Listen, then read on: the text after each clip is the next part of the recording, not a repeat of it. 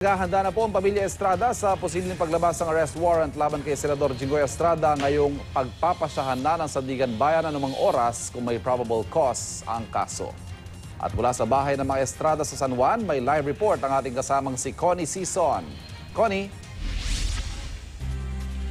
Yes, nandito ngayon tayo sa bahay ni dating presidente at ngayon ay Manila Mayor Joseph Estrada at tayo nga ay naririto ngayon para tanungin kung ano yung mga saloobin niya ukol pa rin dito sa nakatakdang pagkakaaresto naman kay Senator Jinggoy Estrada na kanyang anak. So far, inaantay lang natin siyang lumabas dahil maraming gustong makaalam bilang isang ama. Napakasakit narinig na natin siyang magsalita noon na napakasakit na talaga nitong nagaganap na ito sa kanilang buhay pamilya.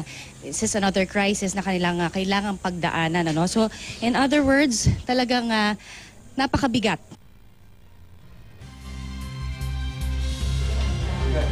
Ang makapagbigay suporta.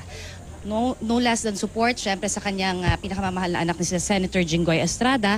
At yan nga ay nabanggit niya sa atin kanina na hindi pwedeng hindi niya samahan itong si Senator Jinggoy Estrada kung lalabas man ang warrant of arrest ngayong araw na ito o within this week. So, antabayanan natin ngayon ang kanyang paglabas. Good morning po sa inyo, sir. Morning. Live po tayo ngayon sa unang hirit, sir. Ang dami nagtatanong, syempre, panibagong krisis na naman ang kinakaharap ninyo bilang isang pamilya. Papaano nyo pinalalakas ang loob ng bawat isa sa mga panahon na ito? Well, siyempre, unang-una sa lahat, yung pagdadasal, alam mo, lalo na madasalay naman kami pamilya. Lalo na si Dr. Aloy. Doon kumukuha ng lakas ng loob. At sabi ko nga kay Jingo, na-experiensyahan natin yan. Dumana tayo dyan. Dapat mas lakasan mo loob yun. Yes, sir. Nabanggit niyo na kayo ay madasaling pamilya. Pwede ba naming malaman ano ang dinasal niyo kagabi? Dahil maaari ngayon o within this week po na nakatakdang makulong po si Senator Jinggoy? Well, isa lang dasal natin yung ating tinatawag na the Lord's Prayer. Ang ama namin, sa English, Our Father. Yun lang naman talaga. Well, si Dr. Aloy, lagi nagro-rosaryo yan Oo. Nakausap niyo na si Senator Jinggoy recently? Oo, kasama ko nga kahapon dito nag-lunch. Kagabi naman, nag-dinner kami. Kamusta po siya? Okay no, Nabanggit kasi niya na syempre sa kanya pinagdadaanan ngayon malungkot. Talagang lalong-lalo na sa kanyang anak po na mawawalay siya, hindi niya makakasama. What are your thoughts on this bilang isang ama? Kayo nakulong din, magkasama kayo noong 2001. Ano nararamdaman ninyo ngayon bilang ama? Siyempre, gusto ko masamahan siya kung pwede lang.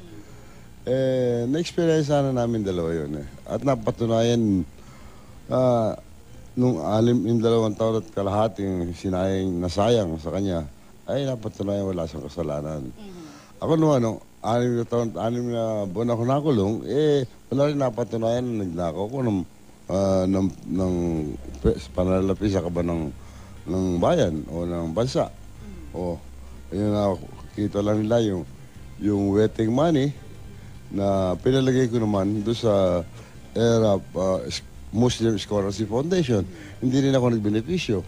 Kaya sa mga nung napardo naman ako, humingi naman ng tawad sa akin sa publiko yung dating Pangulong Cory Aquino. Hindi lang siya, pati Arsobispo Tobias humingi ng tawad sa akin sa homily sa simbahan sa St. Peter in behalf of the church. So you are confident na malalagpasan ito ni Senator Jinggoy at sa tingin niyo kasi ang sinasabi at talagang mahihirapan na hanggang nandito sa administrasyon na ito? Well, alam mo, talagang ganyan yata naranasan na namin yan lahat guilty by publicity kasi lahat ng nung kamukha ko na ako'y na-impeach lahat ng binilda sa public opinion na ako'y guilty, lahat ng binato sa mukha ko. Nakita mo naman, bandang huli, napatunayan natin na wala rin tayong kasalanan. Kaya kahit na nakakulong ako, pinatakbo ko si Dr. Aloy na senador, nanalo. Pinatakbo ko si Jinggoy na ang senador, nakakulong pa rin ako, nanalo. Sa resulta, hindi naniniwala ang taong bayan. Kaya malakas ang loob ko. Pero ang dami ho kasing nagkaroon ng alingaw-ngaw, di ba, na dahil mismo ang isa sa mga anak nyo rin na senador din na si Senator JV ang pumirma rin po. Nagkaroon ho ba ng problema within the family because of this? Hindi naman, dahil ang kaya nga pumirma si JB ron na merong reservation na bakit sila lang tatlo ang talagang tinitigis samantalang marami naman din mga politikong kasama. Meron din mga senador, meron din mga congressmen, meron din cabinet member. Hindi ba? So who do you think in the administration is behind all of this? Kasi ang nabanggit din ho ni Senator JV, pati daw siya ipinapaimbestigahan na rin. So parang maiisa-isa daw kayo. Parang ganun ang pananaw ko dahil pati yung aking pamangkin, si ER, ay disqualified din dahil sino bang lahat ng halos ng politiko, lahat nag-overspend. Bakit si ER lang sininggle out? So who do you think in the administration is behind? Could possibly behind? Hindi ko matutuko yan. Hindi ko matuturo yan. I cannot pinpoint him because I don't have any confirmation yet. Pero yung sinasabi nila na nagsimula pa daw kasi itong mga problema na ito no, kay Ms. Ruby Tuaso na dati rin ho nagtatrabaho sa inyo. Paano ho ba sa tingin ninyo, kasi sabi nila ano daw ba ang pagkakakilala at kaugnayan at napasa nyo lang daw ang problemang ito kay Senator Jinggoy? Ang masasabi ko lamang ay yung totoo lamang na si Ruby Tuaso walang-wala yan. Tinulungan ko lang pati asawa niya. Ang kaibigan ko niya, yung asawa niya, si Butch Tuason. Nagulat na lang ako. Bigla nagkaroon ng bahay sa Dasmariñas. Pero wala na siya sa akin nun. Okay, pero do you think that obviously kasi dahil dinidiin niya po si Senator Jinggoy, ano ho kaya tingin ninyong axe to grind niya against your family? Hindi ko alam. Yung balikan ho natin kasi naiisa-isa, sabi niyo ho, yung tila naiisa-isa nitong administrasyon. Parang ganun lumalabas. Your disqualification case, ang nabanggit niyo ho, ilang beses niyo na napalanunan yan, pero papaano ho ang babalakin niyo ba nito? Laban lang. Subukan natin. Siyempre, may kasabihan nga, ang katotohanan, magwawagi sa bandang uli. Maraming salamat po sa inyong panahon. Kaya dating President,